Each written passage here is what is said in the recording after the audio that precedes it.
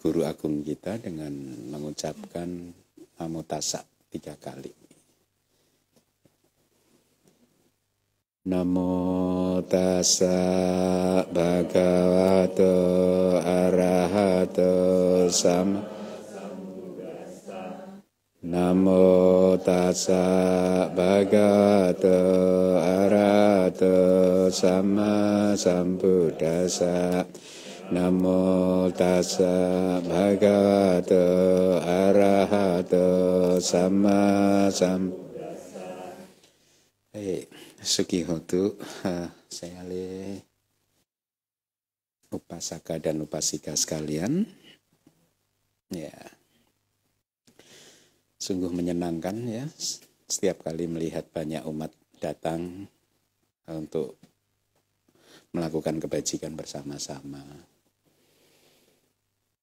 Pagi hari ini saya akan menyampaikan wadah singkat tentang kesabaran. Jadi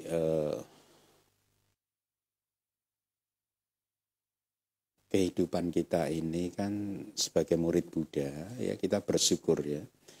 Mungkin Anda, saya nggak tahu apakah yang Anda rasakan dan yang saya rasakan itu sama, bahwa saya itu bertemu dengan ajaran Buddha ini kan tidak gampang ya. Kalau Anda mungkin gampang kan, sejak lahir sudah beragama Buddha gitu ya. Tapi kalau kayak saya ini kan harus jatuh bangun mencari ke sana kemari sehingga akhirnya menemukan ajaran ini, dan ketika telah menemukannya selalu saya merasa bersyukur bahwa di kelahiran saya kali ini saya bisa bertemu dengan ajaran. Salah satu yang membuat saya selalu bersyukur adalah ajarannya yang benar-benar membuat sejuk, damai, dan memberikan arah yang benar terhadap saya dan tentunya terhadap Anda semua, tentang bagaimana harus menjalani kehidupan ini. Ya. Banyak orang yang tidak tahu bahwa kehidupan kita menjalani kehidupan ini tujuannya adalah untuk menghancurkan kilesa. Tidak semua orang tahu. Justru mungkin mayoritas manusia tidak tahu bahwa tujuan kehidupan kita itu adalah menghancurkan kilesa atau kotoran-kotoran batin seperti loba, dosa, moha, dan lain sebagainya. Ya. Jadi banyak manusia yang tidak tahu bahwa tujuan hidup ini, atau banyak manusia yang tidak mempunyai tujuan hidup seperti kita. Nah, oleh karena tujuan hidup kita adalah menghancurkan kilesa, dan tentu itu bukan juga suatu proses yang mudah ya untuk dicapai. Walaupun demikian, tujuan yang seperti itu seolah-olah seperti memberikan petunjuk arah kemana kita harus berjalan. Jadi seolah-olah di depan kita itu ada bintang yang memberi petunjuk kepada kita, dan kita harus menuju ke arah tersebut. Dan ini penting sekali. Jadi Anda juga harus tanamkan di dalam batin Anda bahwa tujuan hidup Anda adalah menghancurkan kilesa. Walaupun tidak mudah memang, tetapi itu tujuan. Dan itu harus dikejar. Kenapa? Karena hanya dengan mencapai keadaan di mana semua kilesa ini sudah hancur, itulah sesungguhnya ada kebahagiaan. Selama kilesa belum dihancurkan, tidak ada kebahagiaan. Sebenarnya seperti itu. Makanya Nibbanang Paramang Sukang, kan kata-kata Buddha kan. Nibbana adalah kebahagiaan yang tertinggi, gitu kan. Ya. Kalau kilesa hancur, kita akan mencapai kebahagiaan atau kedamaian. Ya. Walaupun kilesa belum berhasil kita hancurkan, tetapi apabila kita berhasil mengendalikannya saja, maka kita pun juga akan menemukan kedamaian dan kebahagiaan. Semakin lemah kilesa kita, semakin damai dan semakin bahagia kita. Ya. Nah, oleh karena itu pagi hari ini saya akan sampaikan ajaran Buddha ya, tentang bagaimana kita bisa mengendalikan kilesa, membuatnya tidak muncul, mungkin khususnya di dalam kehidupan Anda sehari-hari, karena Anda itu kan berbeda dengan kami yang berjubah ya. Kehidupan Anda itu seperti hidup di hutan belantara yang banyak binatang buas kan di sana kan. Banyak gangguan, banyak godaan dan lain sebagainya. Sementara kayak saya ini kan ibaratnya ikan udah ada di akuarium gitu. Jadi tidak banyak terekspos dengan dunia luar, relatif tidak banyak gangguan dari dunia luar sesungguhnya gitu ya. Dan itu berbeda dengan Anda. Itulah mengapa saya akan sampaikan cara untuk mengendalikan kilesa atau yang oleh Buddha disebut sebagai asawa. Asawa itu saya terjemahkan sebagai noda batin. Di dalam kitab suci kita asawa itu diberi beberapa perumpamaan. Salah satu perumpamaannya adalah asawa itu karena dia kotoran batin kan. Dia seperti nanah yang memancar keluar dari sebuah luka gitu. Asawa. Jadi asawa kita semua selama belum menjadi arahat kita masih punya asawa gitu ya. Jadi dia adalah kotoran batin yang terpendam, yang sebenarnya ini hanya perumpamaan saja. Dia seperti nanah yang kalau dipencet dia memancar keluar. Sebelum saya sampaikan lebih jauh, Anda harus pahami ada 4 asawa yang diajarkan oleh Buddha. Kama asawa, yaitu noda batin yang disebut atau dinamakan kenikmatan-kenikmatan indriawi. Ini adalah keinginan-keinginan Anda untuk menikmati objek-objek panca indera yang menyenangkan. Itu asawa. Itu nanah. Nah itu ya. Kemudian yang kedua adalah bawa sawa. Keinginan-keinginan Anda untuk hidup, untuk eksis, ya, untuk lahir di sini, untuk lahir di sana. Ya. Tidak ingin mati karena masih ingin lahir terus. Itu juga asawa. Yang ketiga tidak asawa. Noda batin yang dinamakan pandangan salah. Ya, menganggap bahwa ini saya, ini milik saya, ini diri saya, itu mobil saya, rumah saya, anak saya, Anda dan lain sebagainya. Itu juga dari asawa yang disebut pandangan salah. Yang keempat awija sawa, itu noda batin yang dinamakan ketidaktahuan. Ketidaktahuan tentang 4 kebenaran mulia, tidak tahu bahwa hidup ini adalah penderitaan, tidak tahu bahwa penyebab penderitaan itu adalah tanha, tidak tahu berhentinya penderitaan itu hanya terjadi di nibbana, tidak tahu jalan untuk menuju ke nibbana. Ya, ini adalah asawa yang keempat. Jadi ada 4 asawa tersebut.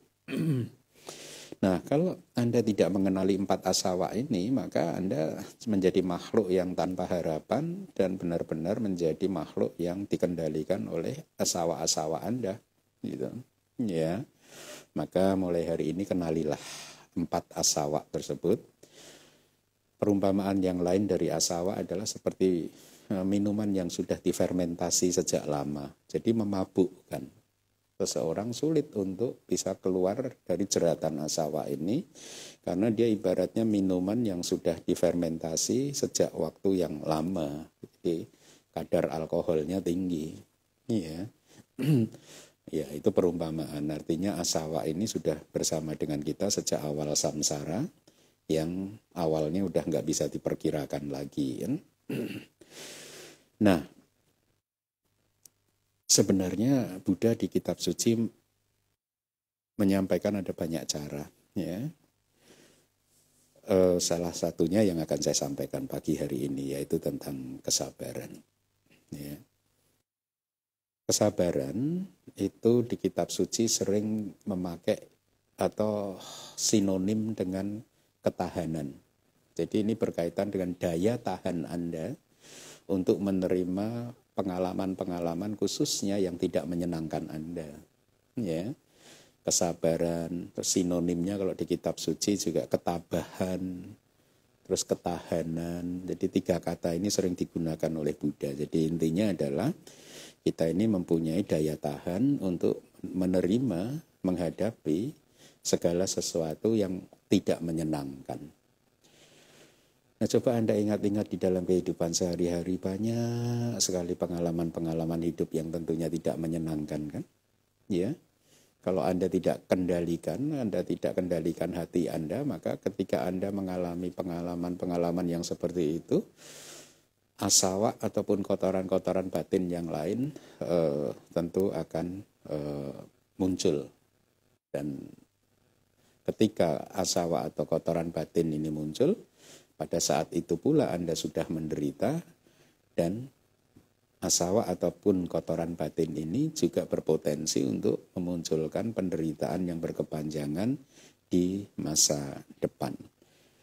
Nah, lalu bagaimana cara mengendalikannya? Cara mengendalikannya kalau di kitab suci minimal ada 2 yang saya ingat, ya. Yang pertama adalah dengan merenungkan tentang manfaat dan kerugian, keuntungan dan kerugian dari kesabaran dan ketidaksabaran, ya.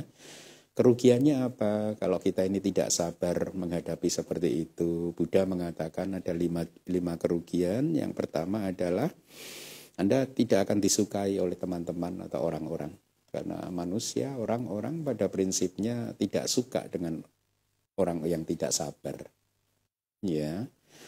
Jadi kemudian kerugian yang kedua, kalau Anda tidak sabar, Anda akan menciptakan banyak musuh. Kerugian yang ketiga, seseorang yang tidak sabar ketika dia sedang melakukan pekerjaan apapun, biasanya akan cenderung melakukan kesalahan. Kerugian yang keempat, orang yang tidak sabar seperti itu, di saat-saat detik terakhir menjelang kematian, tanda-tanda yang buruk akan muncul, dan pada saat itu ada kemarahan, ada delusi gitu ya, yang menguasai batin dia. Tentu meninggal dunia dengan keadaan pikiran yang seperti itu adalah tanda untuk terlahir di alam yang menyedihkan atau apaya, kan. Kemudian yang kelima, orang yang meninggal dunia dengan pikiran seperti itu, kata Buddha, ya sudah dipastikan dia akan lahir di apaya. Sebaliknya manfaat dari kesabaran ya kebalikannya. Ya, Anda akan disukai oleh orang, Anda tidak menciptakan musuh, ya. Kalau Anda melakukan pekerjaan, Anda akan cenderung tidak melakukan kesalahan. Kemudian ketika mendekati kematian, tanda yang baik akan muncul dan hati Anda akan damai, ya. Dan yang kelima, Anda akan terlahir di alam yang penuh kebahagiaan. Nah, jadi dengan terus merenungkan seperti itu, ketika pengalaman-pengalaman yang tidak menyenangkan menghampiri Anda akhirnya kalau teringat bahwa tidak sabar itu menghasilkan 5 kerugian dan kesabaran menghasilkan 5 keuntungan seperti itu, maka Anda akan cenderung memilih untuk menjadi orang yang sabar. Nah, itu cara yang pertama. Cara yang kedua yang agak panjang yang akan saya uraikan, ya. Jadi cara yang kedua adalah menggunakan refleksi.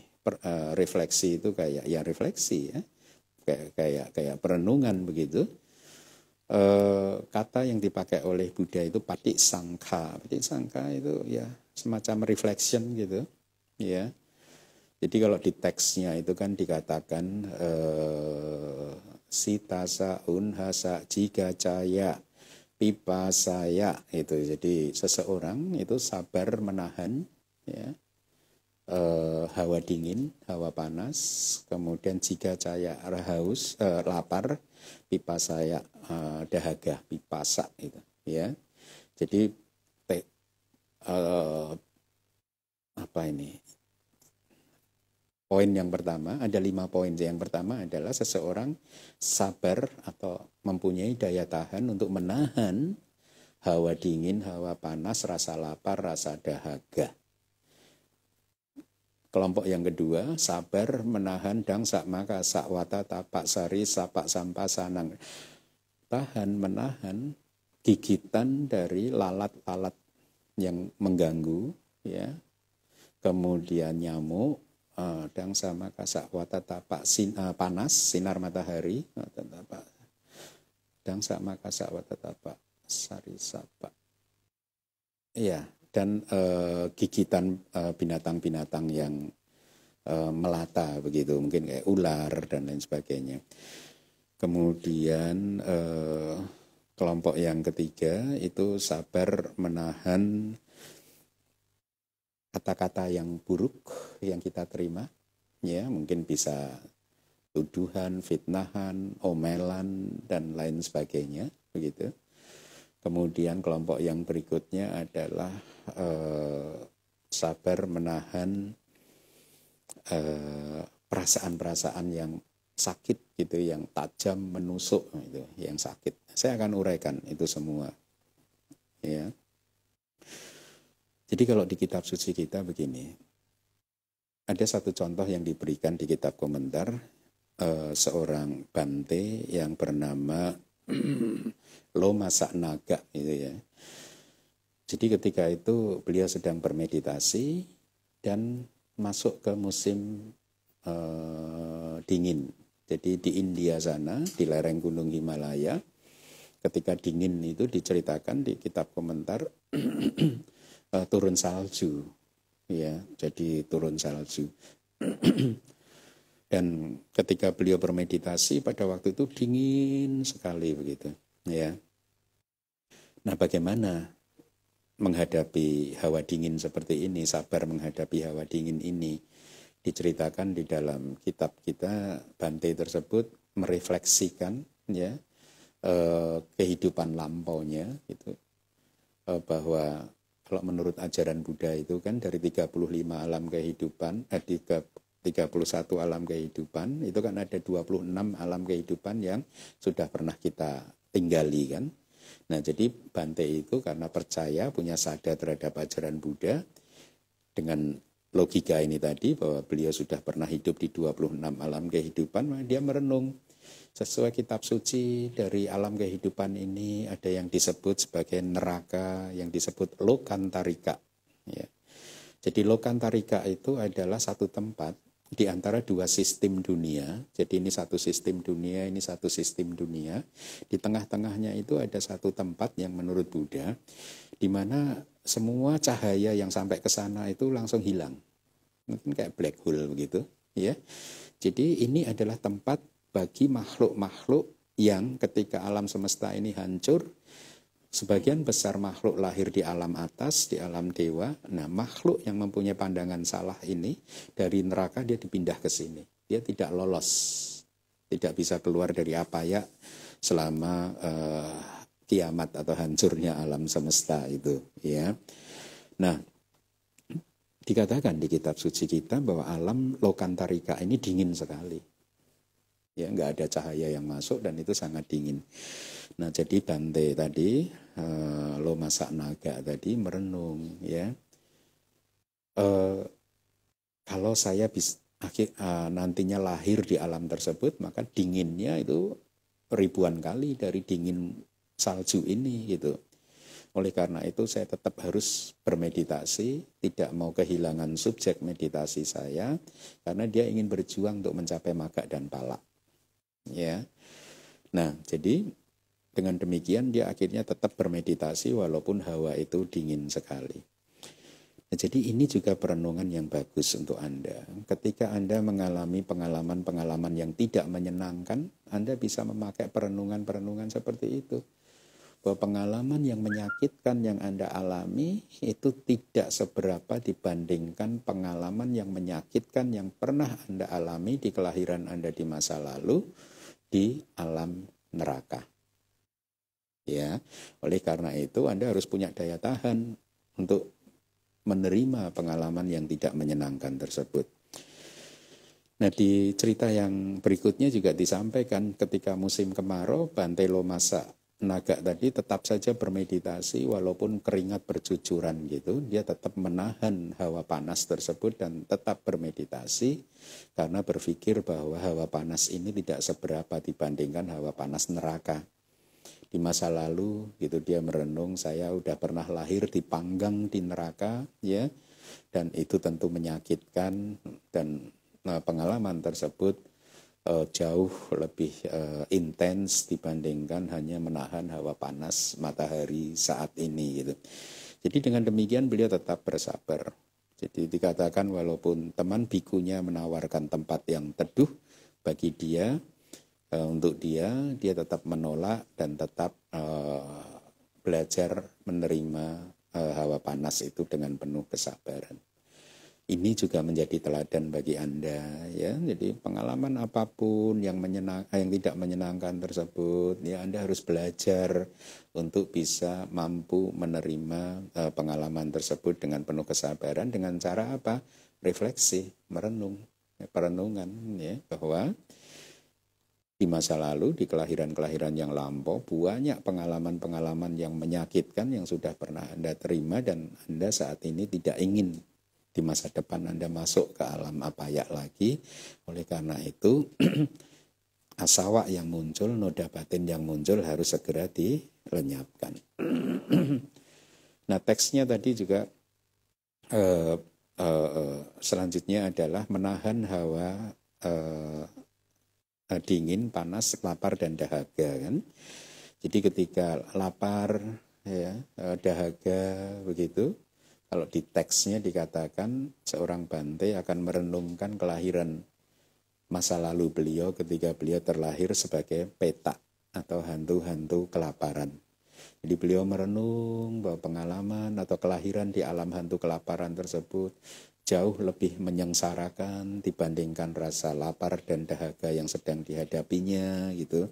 Dan dengan demikian akhirnya beliau mengendalikan batinnya supaya asawanya tidak muncul, ya. Jadi diceritakan kalau di kitab kita itu ada seorang Bante yang selama 3 hari itu tidak mendapatkan makanan dan dia tetap bermeditasi, ya, bisa menerima keadaan itu dengan lapang dada, ya, dan dengan demikian asawa atau kotoran-kotoran batin tidak muncul. Nah, demikian pula dengan kalau di teks dikatakan dangsa maka sakwata tapak, gangguan dari lalat, ya, yang mengganggu gigitan nyamuk, kemudian hawa panas, kemudian juga gigitan dari ular yang berbisa, begitu. Jadi kalau Anda tinggal di hutan, Anda mungkin akan mengalami 1 atau 2 dari apa yang saya sebutkan gitu. Saya dulu ketika masih sering tinggal di hutan yang tropis gitu, digigit nyamuk itu udah pengalaman sehari-hari gitu. Tapi kalau nanti Anda retret di Megamendung, karena udaranya nggak tropis, ya, dingin, di sana nggak ada nyamuk, agak aman Anda. Lalat juga nggak ada gitu. Tapi apapun, ya, itu juga pengalaman yang tidak menyenangkan, ya, yang Anda harus juga menahannya gitu. Kenapa? Supaya noda batin atau asawa dan kotoran-kotoran batin tidak muncul. Nah, termasuk juga yang berikutnya, ketika menahan kata-kata yang datang kepada kita dengan buruk, kalau kata teksnya duru tanang duru gatang gitu. Kata-kata yang diucapkan dengan buruk yang datang kepada kita dengan buruk gitu, ya. Kalau ada yang kata-kata seperti itu, kita diajarkan untuk tidak membalas. Ya, kita diajarkan untuk menahan kata-kata seperti itu, ya, supaya asawa noda batin tidak muncul. Jadi di teks diceritakan seorang Bante namanya Bante Abaya, itu beliau ini pengurai Digha Nikaya, jadi hafal Digha Nikaya. Pada suatu sore beliau diminta mengajar ke salah satu umat di salah satu desa. Dan singkat cerita, karena beliau ini hafal Digha Nikaya, setelah pengajaran dia menerima banyak penghormatan dari umat, mungkin juga termasuk menerima banyak dana gitu, ya, catu pacaya dari umat. Nah, singkat cerita, Bante yang paling senior tidak suka dengan kejadian tersebut. Kenapa penduduk desa ini memberikan penghormatan yang berlebihan kepada Bante Abaya gitu.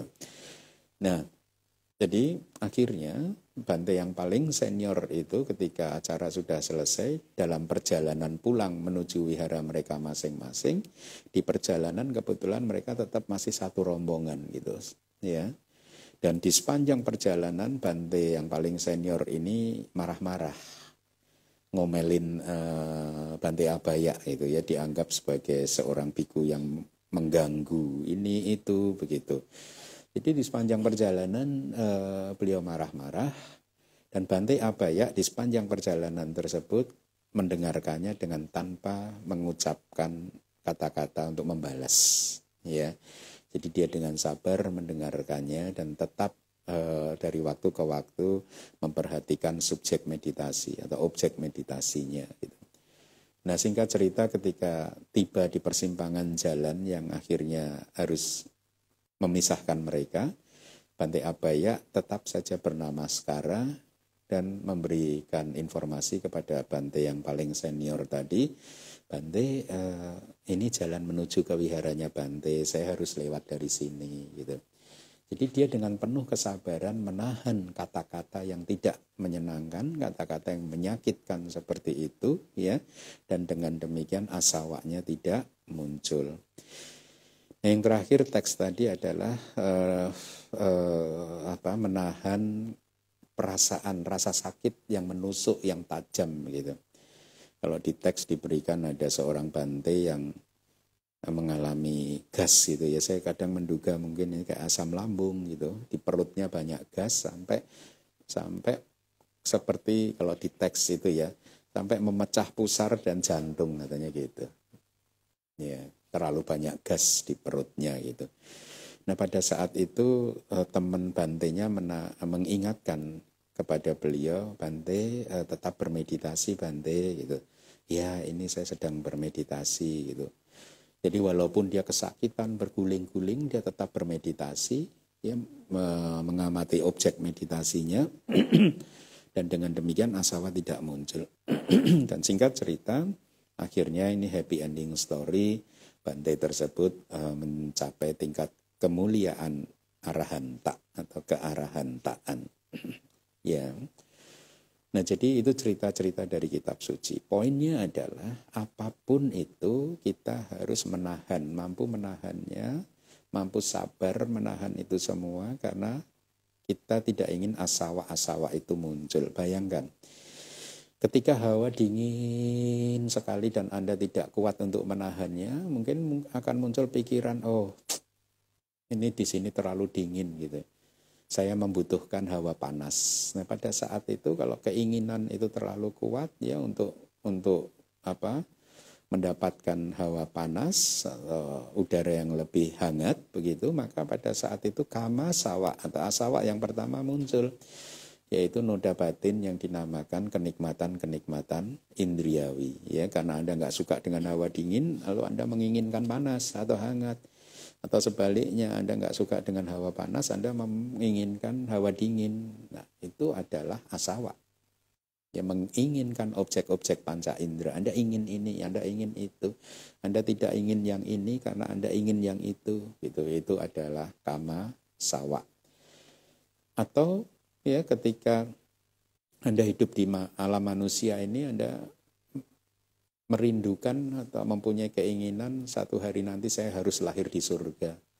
Anda menginginkan kelahiran di surga, ya, maka karena Anda berpikir katanya di surga, di sana tidak ada kesulitan, tidak ada penderitaan, ya, dan katanya di sana hidupnya lama sekali, ya. Maka itu adalah bawa sawa, noda batin yang dinamakan nafsu keinginan atau keinginan untuk terlahir kembali.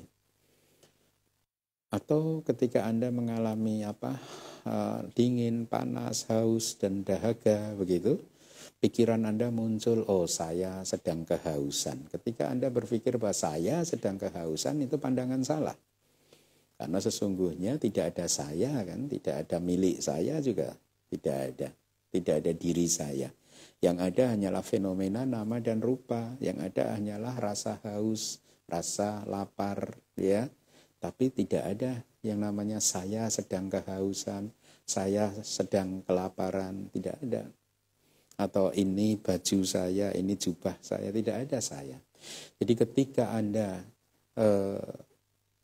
di dalam pikiran Anda mempunyai persepsi bahwa ada saya, milik saya, atau diri saya, maka itulah yang disebut pandangan salah. Dan kalau Anda berpikir seperti ini, berpikir seperti itu ketika menghadapi keadaan-keadaan yang tidak menyenangkan, maka itulah didasawa, noda batin yang dinamakan pandangan salah sedang muncul. Nah, bagaimana awija sawa muncul? Ya, noda batin yang dinamakan ketidaktahuan. Noda batin yang dinamakan ketidaktahuan pasti muncul ketika 3 asawa yang pertama muncul. Ya, jadi ketika 3 asawa yang pertama muncul, pada saat itu asawa tersebut selalu diiringi dengan awija sawa, yaitu moha, ketidaktahuan. Ya, ketidaktahuan tentang 4 kebenaran mulia. Jadi demikian para upasaka upasika, praktekkanlah kesabaran, ya, karena Buddha berkata, ya, kanti paramang tapotitika. Kesabaran itu sesungguhnya adalah praktek pertapaan yang tertinggi. Ya, saya ulangi, kesabaran adalah praktek pertapaan yang tertinggi. Ya, jadi praktekkanlah kesabaran dalam keadaan apapun, ya, supaya apa? Supaya noda-noda batin tidak muncul, atau kilesa-kilesa yang lain pun juga supaya kilesa yang lain tidak muncul. Baik, demikian yang bisa saya sampaikan. Mudah-mudahan wadah pagi hari ini bermanfaat dan Anda bisa mempraktekkan kesabaran di dalam kehidupan sehari-hari hingga akhirnya Anda nanti mencapai nibbana.